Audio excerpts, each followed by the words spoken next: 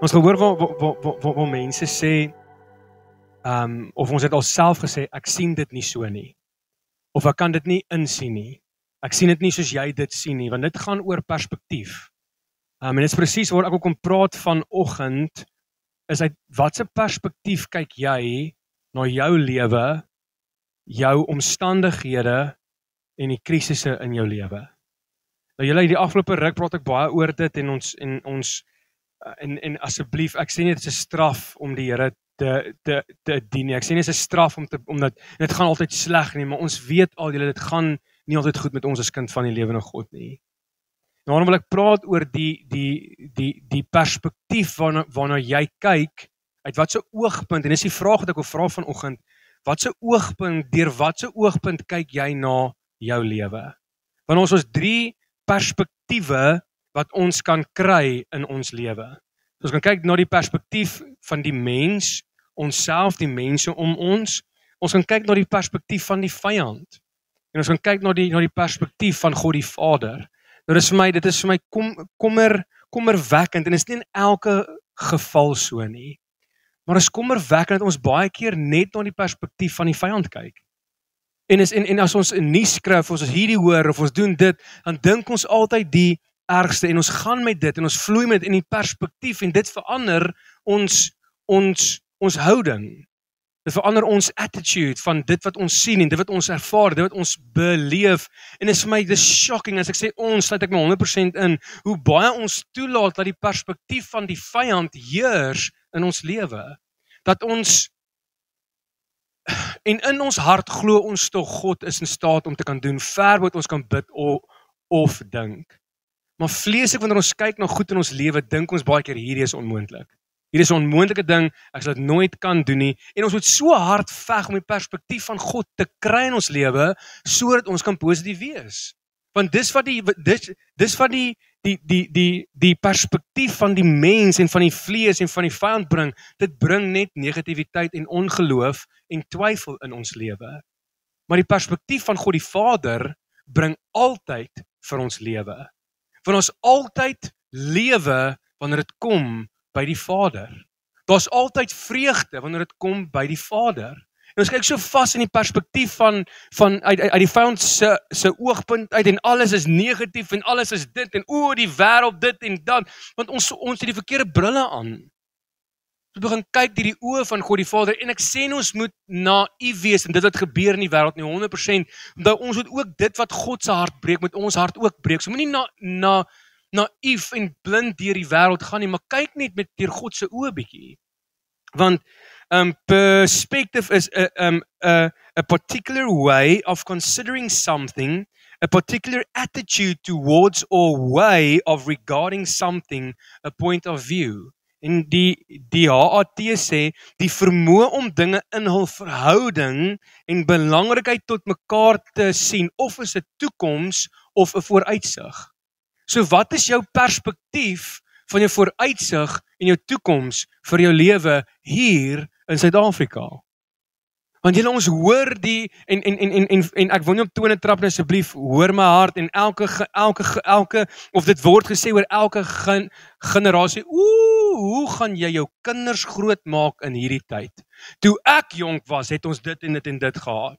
Broers, is nie vir een oomblik het God nie 'n plan met hierdie nuwe generasie wat besig is om op te groei van kindsbeen af nie.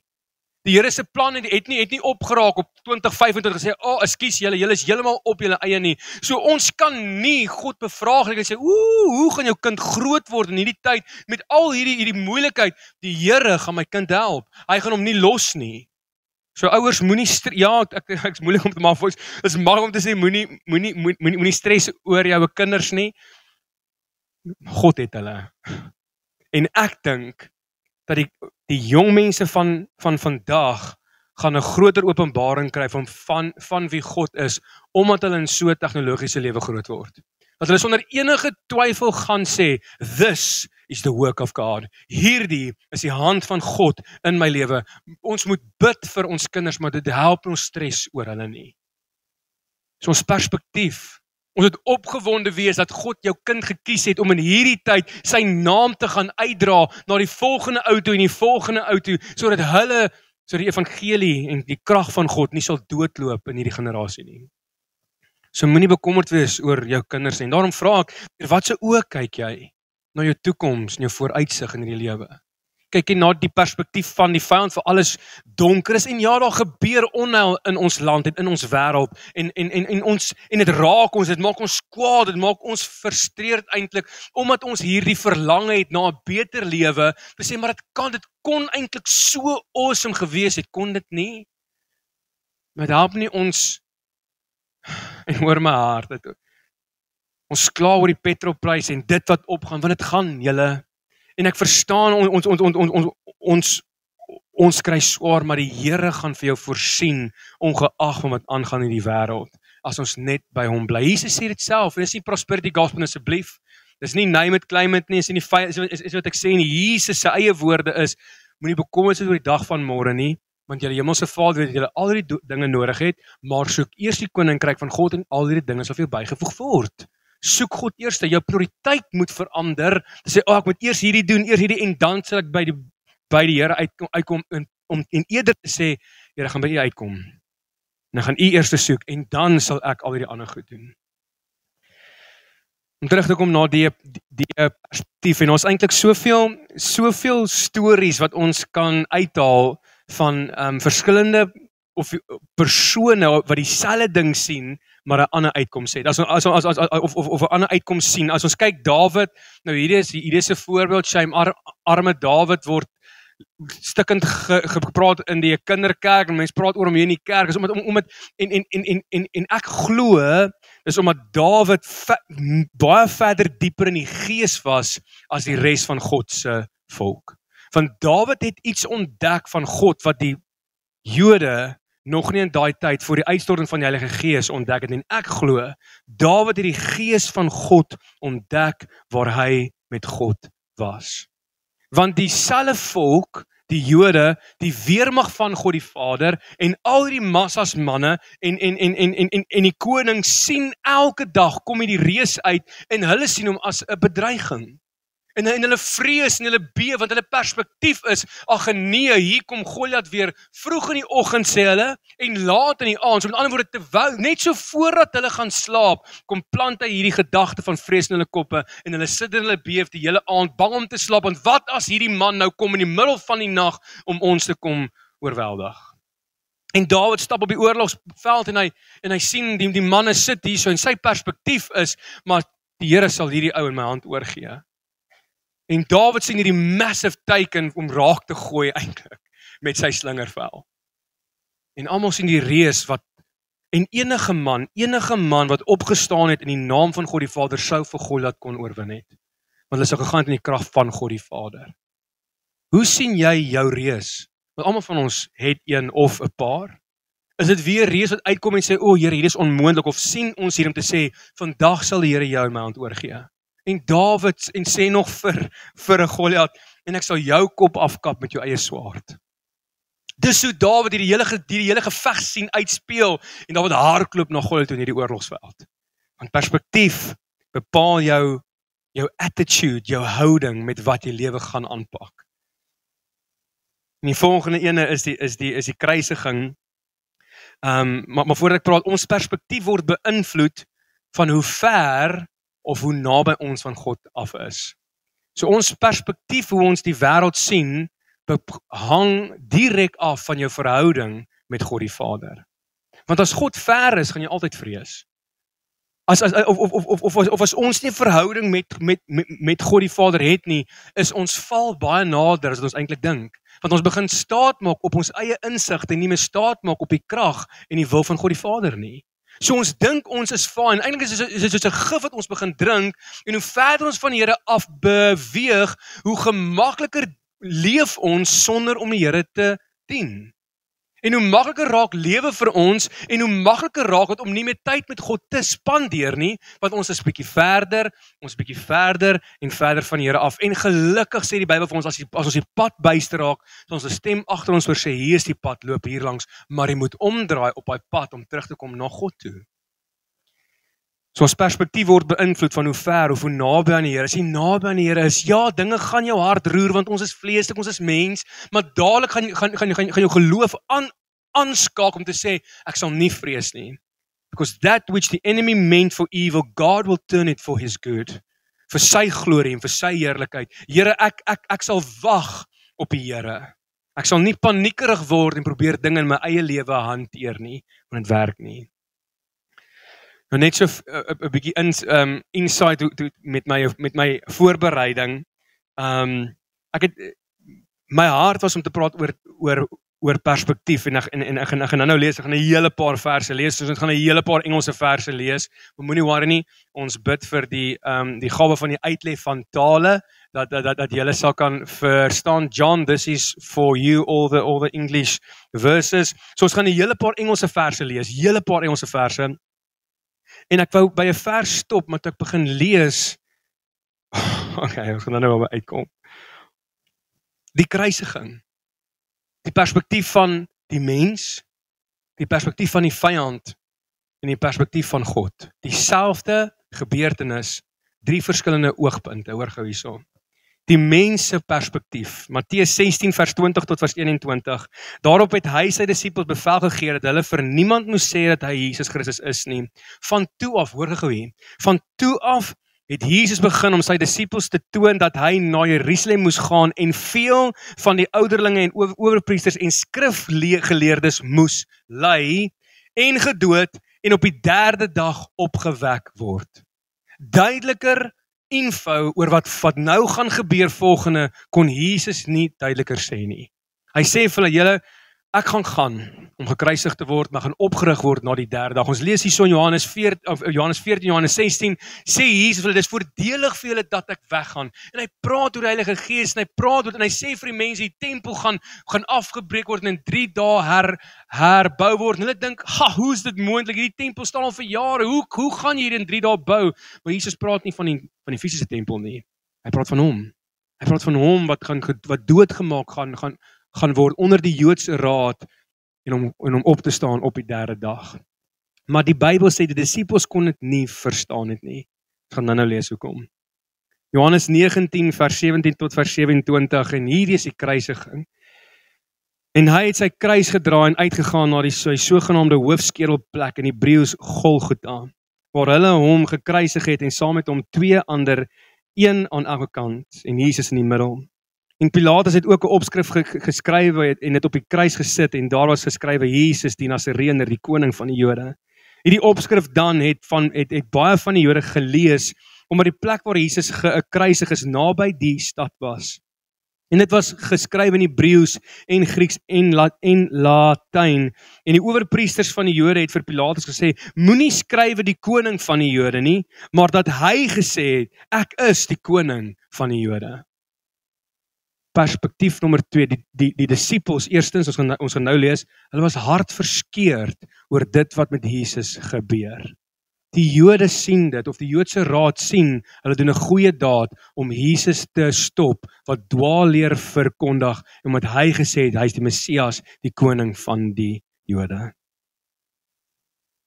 En Pilatus het geantwoord wat ek geskryf het ek geskrywe, en toe die soldate Jesus gekruisig het, neem hulle sy klere en maak 4 dele, en vir elke soldaat 'n deel.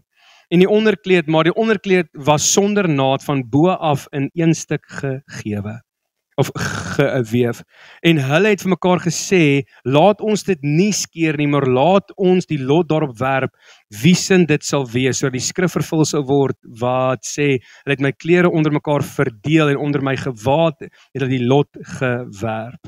Dit het die soldate dan gedoen. En by die kruis van Jesus het gestaan sy moeder, en sy moeder se suster Maria, die vrou van Clopas, en Maria Magdalena. En toe Jesus sy moeder sien, hoe het hy sy moeder gesien? Bly? Nooit. In trane. Want die engel het wel gesê, hierdie gaan vir jou soos 'n messteek wees eendag. Soos 'n swaard wat jou deurboor, en sy sien haar seun hier in die kruis hang. Sê vir sy moeder, vrou, daar is u seun. En daarop sê hy vir die disipel, en hy praat van Johannes. Hy sê Clopas Maria, en toe Jesus sy moeder sien, en die disipel wat hy lief gehad het, by haar staan, sê, om haar te troos, en dat sy hom troos. Vrou, daar is u seun. Daarop sê hy vir sy disipel, daar is jou moeder, en van daardie uur af het die disipel haar in sy huis geneem. Perspektief van die disipels, hulle ween, want hulle held Jesus hang aan hierdie kruis. Alhoewel hy gesê het, ek gaan opstaan na die derde dag, maar hulle kon nie verstaan, omdat hulle nog nie die Heilige Gees gehad het in hulle lewe, om vir hulle te kom dit duidelik maak nie. En hier is Jesus, 2,5 jaar, 3 jaar wat hulle met Jesus bedien, saam met hom loop, saam met hom eet, sy wonderwerke aanskou, en al die goeders is in hierdie oomblik weg. Toe Jesus uitroep, dit is volbring, en Jesus sterf. Word hulle gevul met vrees vir die Jode, omdat hulle geassosieer is met Jesus Christus. Perspektief, die perspektief van die skare skree, kruisig hom. Hulle juig, laat Barabbas vry, gee vir ons Jesus Christus. En die Joodse raad kruisig die een vir wie hulle wag, hulle hele lewe lank, waarvan die profete vir duisende jare al sê, hier kom 'n man, Jesus Christus, wat sy volk gaan verlos. Omdat hulle perspektief was, hierdie Jesus gaan opdaag op 'n ruiter se wit, op 'n wit perd, en hy gaan die volk verlos met mag en swaard. Maar Jesus kom en hy preek 'n ander evangelie, en hy preek en hy sê, ek kom om julle te verlos, en ook die wat julle onder ballingskap vat. Wanneer Jesus kom en hy sê, ek kom bring verlossing vir die hele wêreld. En die Joodse raad freak uit, omdat Jesus iets anders te preek van, omdat hulle perspektief heeltemal anders was van wie Jesus Christus is. Dat mense sê, niks goeds kan uit Nasaret kom nie. Wie is hierdie Jesus? En hulle sien die wonderwerk, en hulle is kwaad vir hom, omdat hy 'n lam man genees. En hulle sien hierdie wonderwerk, hulle sien, maar hoe meer hulle die wonderwerke sien, is hulle blind deur die vyand se perspektief van Jesus, dat nou kom bietjie skit hierso, en is nie meer wat ons preek nie, en Jesus kom preek ander goed nou. Hulle is gevul met woede, en hulle kruisig Jesus, omdat hy die waarheid praat, omdat hy die koning van die Jode is.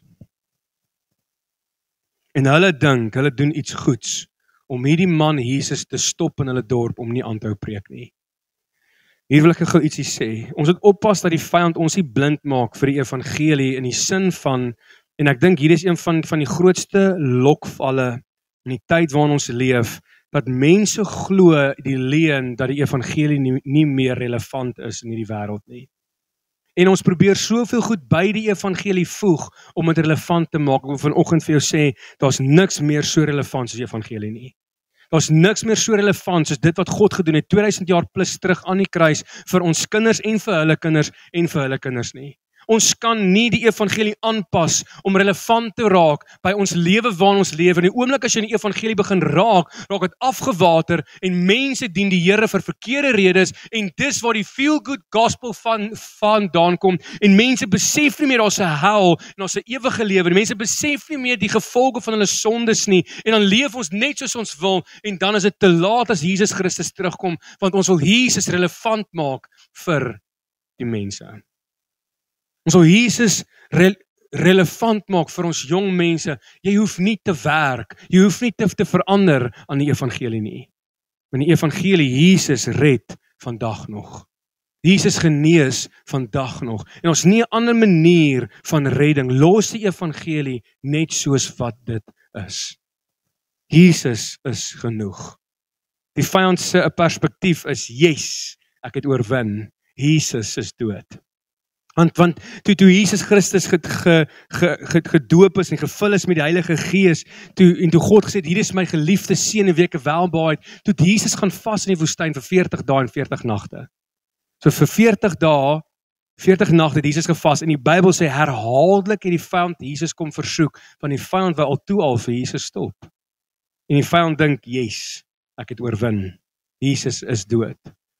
Totdat Jesus ingestap het in die doderyk in. Totdat Jesus die sleutels gevat het, wat die sleutels wat die Here vir Adam hulle gegee het, wat Adam terug het vir die vyand in die sondeval, het Jesus gestap in die doderyk in en hy die sleutels gaan vat van die doderyk en van die dooies. En die vyand besef, Jesus het oorwin. Totdat Jesus ingestap het in die hofsaak van die hemele met ons skuldbrief aan hom en ingestap het en gesê, jy het nie hou vas meer op die mens nie. Hier is hulle sonde vergewe, gewas deur my bloed. Openbaring 1 vers 17 tot vers 18. En toe ek hom sien, val ek soos 'n dooie aan sy voete, is Johannes wat Openbaring skryf. Dieselfde disipel, die liefling disipel, nie Johannes die doper nie. En hy het sy regterhand op my gelê en gesê, moenie vrees nie, ek is die eerste en die laaste en die lewende. Ek was dood en kyk, ek leef tot in alle ewigheid. Amen. En ek het die sleutels van die doderyk en van die dood. Jesus regeer vandag nog. So die perspektief van die disippels is hartseer in die kruisiging. Die perspektief van die skare, hulle juig want Jesus is dood. Die vyand dink ek het oorwin. God se perspektief. Volgende, hoor gou hiersom. En hier is waar al die Engelse verse inkom. En nie vir een oomblik dink ek dat dit was vir God maklik om Jesus so te sien hang nie. Ek dink nie vir een oomblik dat dit nie God se hart geroer toe Jesus geslaan is en gekruisig is nie. Ek dink nie vir een oomblik was dit vir hom maklik nie. Toe Jesus sy laaste asem uitblaas, toe Jesus aan die kruis hang en hy skree, my God, waarom het U my verlaat? Ek dink nie dit was vir God maklik nie, maar die perspektief en die rede waarom God dit gedoen het, is die volgende. 1 Peter 1 verse 18 to verse 21, God se perspektief oor die kruisiging. For you know that you were not redeemed from your useless spiritual unproductive way or life inherited by tradition from your forefathers with perishable things like silver and gold. But you were actually purchased with precious blood like that of a sacrificial lamb, unblemished and spotless, the priceless blood of Christ. For he was foreordained, foreknown, vooraf bestem, before the foundation of the world, but has appeared publicly in these last times for your sake. And through him you believe confidently in God, the Heavenly Father, who raised him from the dead and gave him glory, so that your faith and hope are centered and rest in God. Jy is duur gekoop deur die bloed van Christus Jesus. Die perspektief van God van die kruisiging. Ephesians 1 verse 5 to verse 8. He predestined and lovingly planned for us to be adopted to himself as his own children through Jesus Christ, in accordance with the kind intention and good pleasure of his will. Dit was God se wil van die begin af, dat Christus vir jou moet sterf en vir my moet sterf aan die kruis, om ons terug te koop, sodat jy weer by God kan wees. To the praise of his glorious grace and favor, which he so freely bestowed on us in the beloved, his Son, Jesus Christ.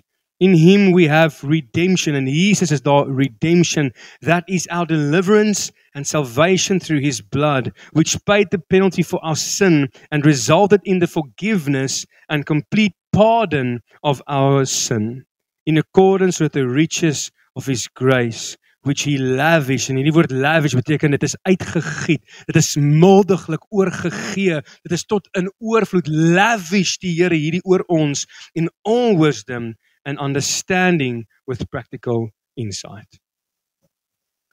Nou ek wou stop hier, en hoe meer ek Efesiërs lees, voel dit vir my asof ek bietjie van my boodskap af gesidetracked word. En nou, terwyl ek hierdie lees, voel ek, Here, maar moet ek hierdie insit, of moet ek nie, moet ek stop hier, of is daar nog goed wat ek kan sê, en ek wil aangaan, en soos ek sê, ek dink ek myself, yes, Here, maar raak ek nou 'n bietjie, besef ek, maar hierdie is die evangelie. Hierdie is wat die mensdom red. Hierdie is wat ons nie kan verdraai om te aan te pas by mense nie, en ek gaan verder, ek lees tot vers 14. He made known to us the mystery of his will according to his good pleasure, which he purposed in Christ, with regard to the fulfillment of the times, that is the end of history, the climax of the ages, to bring all things together in Christ, both things in the heavens and things on the earth. In him in him also we have received an inheritance. In Christus Jesus het ons receive an inheritance, a destiny, we were claimed by God as his own. Jou inheritance is om te sê, maar jy is God se. Jy is die Here se in die perspektief van die kruis. Hy gaan sê, hy gaan verder, having been predestined, chosen, appointed beforehand, according to the purpose of him who works everything in agreement with the counsel and design of his will. Die Here laat alles ten goeie meewerk vir die wat hom liefhet. Maar dit kos vir ons om te bly by die voete van Jesus Christus, om sy perspektief te sien waar ons ook al gaan. So that we who were the first to hope in Christ, who first put our confidence in him as our Lord and Savior, would exist to the praise of his glory. Hoor jy mooi? So that we would exist to the praise of his glory. Maar dan word ons is gemaak om te ontstaan vir die heerlikheid van God die Vader, dat die oomblik as jou hart vir die Here gee en jy's wedergebore kind van God, exist jy vir die praise van die glorie van God die Vader, sodat mense kan sien, vandag red God nog steeds. Ons is draers van die evangelie deur ons lewe, ons was eens so en nou is ons so. Want hoe kan dit wees dat ons as sondige mens in 'n oogwink draai jy om van dit wat jy eens gedoen het, nie draai weg daarvan af. Jy soek Here, dit kan nie in jouself wees nie. Dit moet net God wees. Hy gaan verder, hy sê, in him you also, when you heard the word of truth, the good news of your salvation, and as a result believed in him, were stamped with the seal of the promised Holy Spirit, the one promised by Christ, as owned and protected by God. En hoor gou hierson. The Spirit is a guarantee, the first installment, the pledge, a foretaste of our inheritance until the redemption of God's own purchased possession, his believers, to the praise of his glory. So as mense vra, is dit regtig nodig in hierdie eeu dat ons gevul word met die Heilige Gees? 100% ja. Hoekom? Hoor gou hier.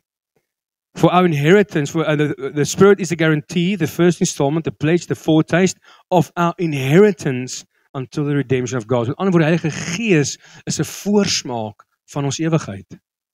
Dit wat ons beleef wanneer ons worship, die Gees van God wat in jou werk wanneer in jou binnekamer is, die Gees van God wat jou krag gee, dit is 'n voorsmaak van dit gaan gebeur eendag in ewigheid. So is die Heilige Gees vandag nog relevant? 100% ja. Broers en susters, ek wil eintlik vir jou sê, sonder die Heilige Gees gaan jy nie kan sien God, gaan jy nie God se perspektief kan sien in jou lewe nie.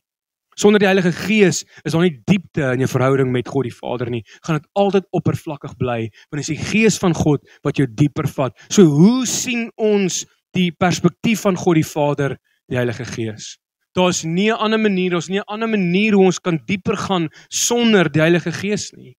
So daarom het ons Heilige Gees nodig wanneer ons woord lees, wanneer ons saamkom hier, wanneer ons worship, wanneer ons praat, het ons die Gees van God nodig, want ons gaan nie kan dieper gaan as dit nie vir die Heilige Gees is nie. Ons gaan altyd oppervlakkig bly, altyd.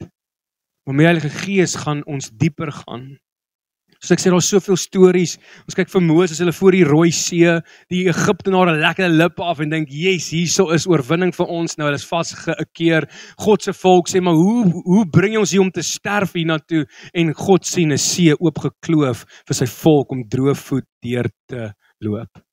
En dalk as jy vanoggend voor die dood op voor die Rooi See en jy sien die vyand agter en jy weet wat om te doen nie, kyk na God se perspektief. Dis hy wat die see oopkloof. Jesaja 43 vers 9 sê, kyk, ek gaan iets nuuts doen, dit staan op die punt om te gebeur, julle kan dit al sien kom, ek maak in die woestyn 'n pad, en ek laat in die droë wêreld riviere ontspring. Die perspektief van die mens, hier is 'n droë land, die perspektief van God, 'n geleentheid vir 'n rivier hier. Wanneer ons voor die see staan, dink jy, hier is nie 'n uitkom kans nie, wanneer hier is nie 'n geleentheid om die see oop te kloof vir sy volk om droëvoet deur te loop. Ons het nodig om na God, na ons lewe te kyk deur die perspektief van God die Vader. En ek het gesê, hoe doen ons dit? Deur die Heilige Gees, en ek wil die volgende een, Janine, van 1 Korintiërs 2, en hier is die laaste Engelse vers, dan is ons uitgeengels vir die hele week, moenie maar in die hele. net om te beklemtoon dat ons kan nie sonder Heilige Gees nie, julle. Ons kan nie dieper gaan sonder Heilige Gees nie, hoor gou hierso. 1 Corinthians 2 verse 10 to verse 16. For God has unveiled them and revealed them to us through the Holy Spirit. As daai stuk wat Paulus skryf, wat die oog nie gesien het en die mense hart nie, wat in die hart nie opgekom het nie, daai wat die Here beplan het vir ons, dan kom sê hy, die Heilige Gees kom openbaar dit aan ons. Want die Heilige Gees kom openbaar die geheime planne van God vir elke een van ons. Okay, hoor hierso. For God has unveiled them and revealed them to us through the Holy Spirit. For the Spirit searches all things diligently, even sounding and measuring the profound depths of God, die dieptes van God, the divine counsels and things far beyond human understanding. For what person knows the thoughts and motives of a man, except the man's spirit within him? So also no one knows the thoughts of God, except the Spirit of God. Now we have, dit sou bitter sad gewees as daai vers daarso, as Paulus net dit gesê het en hy praat nie verder nie. So sê dit ook, die Gees ken God die Vader, maar hoor gou hier. Now we have received not the spirit of the world, but the Holy Spirit who is from God, so that we may know and understand the wonderful things freely given to us by God. We also speak of things not in words taught or supplied by human wisdom, but in those taught by the Spirit, combining and interpreting spiritual thoughts with spiritual words for those being guided by the Holy Spirit. As ons nie in die Gees leef nie, gaan jy die goed mis wat gebeur in die Gees. As ons nie toelaat dat die Gees van God ons lewe beheer nie, gaan ons nie sien waarmee God besig is in jou lewe nie. Gaan jou perspektief altyd net menslik of van die vyand wees. Gaan altyd 'n oppervlakkige een wees. En hierso kom hy sê verder, but the natural, unbelieving man does not accept the things, the teachings and revelations of the Spirit of God, for they are foolishness, absurd and illogical to him. Die mense dink, die wêreld dink ons is absurd om te glo in dit wat ons glo. Maak nie vir die mense sin nie. And he is incapable of understanding them because they are spiritually discerned and appreciated. And he is unqualified to judge spiritual matters. But the spiritual man, the spiritually mature Christian, judges all things, questions, examines, and applies what the Holy Spirit reveals, yet is himself judged by no one. The unbeliever cannot judge and understand the believer's spiritual nature. For who has known the mind and purposes of the Lord so as to instruct him? But we have the mind of Christ, to be guided by his thoughts and purposes. Broers en susters, ons gaan nie verstaan wat God se woord vir ons sê en wat aangaan geestelik in ons lewe as ons dit probeer uitfigure met ons vleeslike, menslike, beperkte denkwyse nie. The natural unbelieving man kan nie uitfigure waarmee God besig is nie, tensy hy oorgee in God se hand. So my vraag vir jou is, uit watse perspektief kyk jy vanoggend na jou lewe? Broers en susters, ons het nodig om te kyk na God die Vader se perspektief vir ons lewe. Ons lees in 2 Konings 6, nou ek gaan nie lees, nog verse lees, ons is klaar. Ek noem dit net, ons lees in 2 Konings 6 van Elisa se dienaar gaan uit in die oggend, en hy sien hierdie massas weermag van die vyand wat ingekom het in die aand. Stilletjies is hulle hier, en Elisa hulle, en hy maak oop, en hy sien hierdie massas weermag, en hy het sy oogpunt uit, besef hy, hier's moeilikheid, hardloop en fees terug na Elisa toe, en wat doen Elisa? Hy sê, Here, maak sy oë oop, dat hy kan sien. Gee hom perspektief, dat hy kan sien. En die Bybel sê, toe hy dit bid, met eens, gaan sy oë oop en hy sien die weermag van God op die berge, dat die wat saam met hulle was meer as die wat teen hulle was. So my gebed vir jou vanoggend met groot liefde, is Here, maak ons oë oop, dat ons kan sien. Want ons na dieselfde situasie kyk, maar jou perspektief verskil, want jy kyk deur 'n ander bril. Mag elkeen van ons deur die bril van God die Vader kyk, en ek sê nie God dra bril nie, wat ek sê nie, julle asseblief. Ek bedoel net, ons perspektief moet wees die een van God die Vader. Want dit gaan jou lewe verander. Dit gaan jou laat volhou, aanhou, sterk staan, positief maak, om te weet dat die Here is besig om te werk in my lewe. Ons bid. Vader, dankie vir die oggend. Ag Here, kom gee ons u perspektief asseblief, Here. Here kom gee vir ons u oë om te kan sien. En Here, ek is nie teen die Jode toe ek gepraat het van, ja, maar ons, die Jode die Jesus gekruisig het, ek sê nie, Here, ek sal nooit in die Jode gaan nie, want Jesus was ook 'n Jood. Ek bedoel met hulle perspektief was clouded deur woede van die vyand, en dis hoekom ons as kind van God moet pas op dat die vyand nie ons kom blind maak vir die werke van God die Vader nie. Vader, kom leer ons om u perspektief aan te neem, om deur u oë te kyk asseblief, Abba Vader. Want ons die nodig, Here, ons kan nie met ons menslike oë na ons eie lewe kyk nie, want Here, die wêreld is te mekaar, Here. Ons het u perspektief nodig. En Vader, kom help ons waar ons 'n doodloopstraat sien, dat ons 'n uitkoms sal sien, dat ons geloof wat ons sal sterk maak en ons vestig en ons anker in ons geloof om te weet, my God will make a way where there seems to be no way. He works in ways I cannot see. God will make a way for me. En dis nie prosperity gospel nie, Here.